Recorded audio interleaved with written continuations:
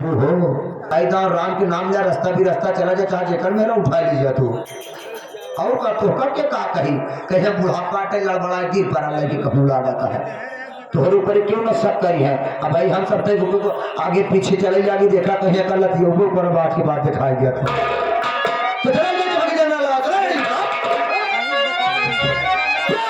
शंकर भगवान की सरस्वती मैया की शेरावाली मैया की भैया भैया की भगवानी बाबा की।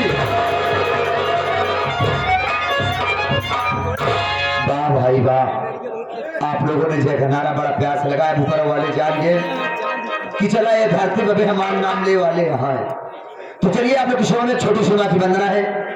जैसे कि आप सभी जानते हैं कि धन पाने के लिए मां लक्ष्मी की पूजा की जाती है, बल पाने के लिए बजरंगबली की पूजा की जाती है, हम जैसे कलाकार मां सरस्वती की पूजा करते हैं।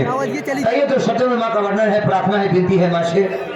ये हारमोनियम पर संगत करने से हमारे हारमोनियम मास्टर साहब ये अपने हारमोनियम से बताएंगे कि बालक मां की यात्रा कैसे करता है।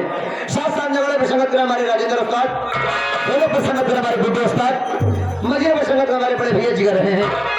ये हमारे चारों सजिंदा मिलकर बताएंगे बालक मां की यात्रा कैसे करता है।